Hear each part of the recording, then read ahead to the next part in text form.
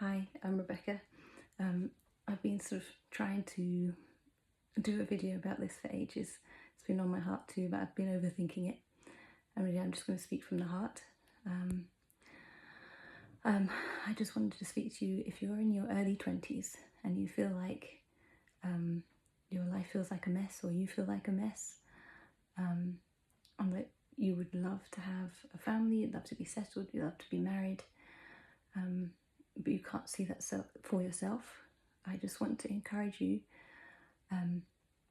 not to give up hope.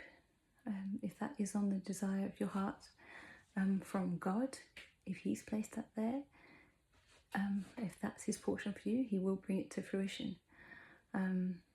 Just to share about myself, I'm going to be 40 at the end of this year. We have 4 children, so real blessing from God. Or somehow we know how it happened, but I just never thought at age 21 I was really feeling like a mess. I had messed up in many areas of my life. I didn't know how to budget properly. I didn't know how to be real. I was always having a lot of superficial friendships, so that people wouldn't really get to know me completely. And then friends that did know me and tried to challenge me, I would just dismiss. I would just get very defensive, which I still struggle with now, but God's working on me. And my husband has been helping me a lot over the years. But I was taken back to thinking about my 20-year-old self on 2 occasions recently. Just the other day, we just moved and I got up early to go and get some breakfast for our children. And I was standing in the shop looking at canned things and thinking about, I want to get some beans for the casserole dish I was making later. And I saw this tin of tin marrow peas. Never buy those, usually, apart from one occasion when I was 20 or 21. I was about to go into my second year of uni, and again, down to poor communication and poor budgeting, not prioritising the right things, I found myself with only probably about £3 something on me to last, and for 2 weeks until my student loan would come through.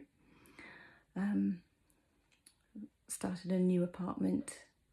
My 2 housemates hadn't moved in yet, as I was doing nursing, and we had to start our term earlier than everyone else. So I find myself there, and I don't have any money. I have no money for food. I'd borrowed a lot of money off my dad to pay for the deposit of the place, and he quite rightly said to me when I asked him, I'm sorry, Bex, I can't help you.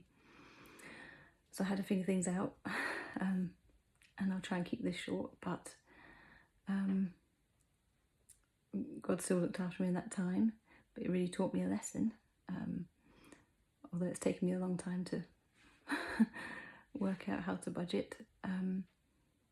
But I just thought of the me at that time, and I just really, I was a mess, and I still am in many ways, I'll be honest, but just even cooking a nutritious meal, I wouldn't have known how to do that. I also remember at that time as well, going onto the tube, going onto the underground, and seeing a family.